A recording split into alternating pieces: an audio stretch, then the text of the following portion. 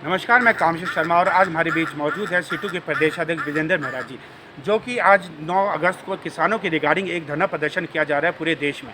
और जो प्रदेश में जो जिसका नेतृत्व विजेंद्र मेहरा जी करेंगे, जानना चाहेंगे किसानों के साथ जो शोषण हो रहा है उसके रिगार्डिंग क्या क्या रहेगा। जी सर, आपका स्वागत है सर। जानना चाहेंगे कि जो किसानों की रिगार्डिंग जो धरना प्रदर्शन किया जा रहा है उसमें क्या मुख्य मुद्दे रहेंगे सर। देखिए, 9 अगस्त एक ऐतिहासिक दिन है हिंदुस्तान के इतिहास में। 9 अगस्त 1942 भारत छोड़ो आंदोलन का आह्वान किया गया था और इस भारत छोड़ो आंदोलन के बाद कुछ ही साल बाद जो अंग्रेज़ों को भारत छोड़कर जाना पड़ा, हिंदुस्तान के अंदर साम्राज्यवाद का अंत हुआ, हिंदुस्तान को आज़ादी मिली। जी जी। 9 अगस्त का दिन इसलिए मजदूरों और किसानों ने चुना है प्रदर्शन करने के लिए, क्योंकि आज जिस तरीके से नीतियां जो हमारे देश में लाई जा रही हैं, ये वैसी ही नीतियां हैं जो अंग्रेज़ों के ज़माने की नीतियां हैं, जो साम्राज्यवादी नीतियां हैं, जहां पर गरीबों को कुचला जाता है, जहां मजदूर किसान मेहनत कश आवाम जो है उसको कुचला जाता है। आज हम देख रहे हैं पूरे देश में जिस तरीके से ख़ास तौर पर जो कोरोना काल आया, और इस कोरोना काल में जो बार बार जो है ये केंद्र की सरकार बोलती रही और प्रधानमंत्री बोलते रहे कि ये आपदा नहीं है, ये अवसर है। जी जी। आपदा कभी भी अवसर नहीं हो सकती है। आपदा आपदा होती है, आपदा में लोग तबाह होते हैं, उनको मदद की आवश्यकता होती है, वो अवसर नहीं होता है किसी भी रूप में। लेकिन वो बाद में समझ आया कि अवसर क्या था। अवसर ये था कि इसी कोरोना काल को केंद्र सरकार ने चुना, क्योंकि केंद्र सरकार को मालूम था कि कोरोना काल में कोई भी व्यक्ति, क्योंकि लॉकडाउन लगा था, उसके बाद जो है केंद्र सरकार ने कुछ नियमावली लागू की, लोग घरों से बाहर नहीं निकल सकते थे।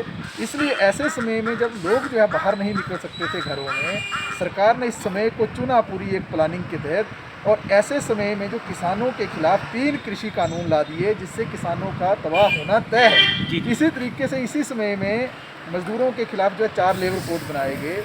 सन 1920 के बाद जब देश में पहली बार जो केंद्रीय ट्रेड यूनियनों का गठन हुआ है हिंदुस्तान के अंदर, देशव्यापी मजदूरों की यूनियनों का गठन हुआ, उस 1920 और आज 2021 के बीच में 100 साल में अनेकों कानून बने मजदूरों को लेकर। 44 श्रम कानून थे, जिससे मजदूरों को बहुत सारी सुविधा मिली, सामाजिक सुरक्षा मिली।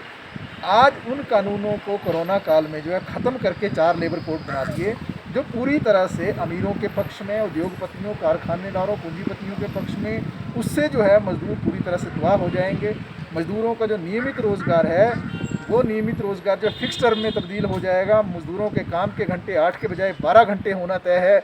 मजदूर जो है अपने न्याय मांगने के लिए लेबर कोड की ओर नहीं जा सकेगा, क्योंकि लेबर कोड जो उनको ख़त्म कर दिया जाएगा। पूरा जो लेबर ऑफिस की व्यवस्था है मजदूरों की, उसको तबाह कर दिया जाएगा। ऐसा सब कुछ हो रहा है इस देश के अंदर कोरोना काल में। दूसरी तरफ हम देख रहे हैं कि इस देश की जो बुनियाद हैं किसान, जो इस देश के लिए अन्न पैदा करते हैं, पिछले 7 महीने से वो दिल्ली में जो है मोर्चा बांध कर बैठे हुए हैं। किस बात को लेकर कि ये जो 3 कृषि कानून लाए गए हैं, ये पूरी तरह से किसानों के खिलाफ है। इन 3 कृषि कानूनों के आने से क्या होगा कि जो बड़ी बड़ी कंपनियां हैं, जिनको हम कॉरपोरेट कंपनियां कहते हैं, जी जी। जो दुनिया की बड़ी बड़ी कंपनियां हैं, मोनसेंटो है, कारगिल है, हिंदुस्तान के अंदर जो अडानी है, अंबानी की जो कंपनी है, इन कंपनियों के लिए दरवाजे खोल दिए जाएंगे और पूरी किसानी पर जो है ये अमीर लोग कब्जा करके बैठ जाएंगे। इसीलिए हमने जो 9 अगस्त का जो दिन चुना कि जो उस वक्त नारा दिया गया 1942 में कि अंग्रेज़ों भारत छोड़ो, ये 9 अगस्त को जो है मजदूरों और किसानों ने ये नारा दिया है कि मोदी शाह गद्दी छोड़ो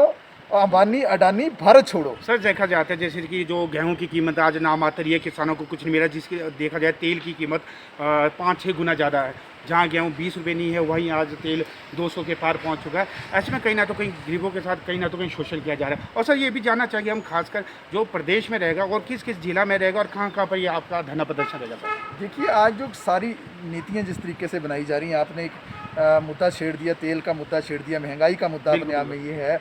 तो आप देख रहे हैं किस तरीके से खाद्य वस्तुओं की कीमतों में इजाफा हुआ है। यहाँ तक कि डिपो के अंदर जो दालें मिल रही हैं और जो तेल मिल रहा है, उसकी कीमतें भी उछाल मार रही हैं। बिल्कुल बिल्कुल। पूरे मार्केट के अंदर आप चले जाएं, आज तक के ऐतिहासिक स्तर पर जो है दालों की, तेल की कीमतें हैं। दूसरी ओर और पेट्रोल और डीजल की कीमतें आप देख रहे हैं। पूरे का पूरा महंगाई का एक षड्यंत्र जो इस देश के अंदर चल रहा है। और ये सब कुछ क्यों हो रहा है? क्योंकि इस देश के अंदर जो हमारी केंद्र सरकार है, जो एक्साइज ड्यूटी वो लगाती है, और स्टेट की गवर्नमेंट जो वैट लगाती है, उससे ही जो 60% हिस्सा जो कुल वसूला जा रहा है लोगों से पेट्रोल और डीजल की एवज में, वो टैक्सों के रूप में। यानी कि सर कुल मिला के ये है कि किसानों के हित में ये धरना प्रदर्शन। जी सर, हमसे सर जुड़ने के लिए आपका तहे दिल से धन्यवाद सर।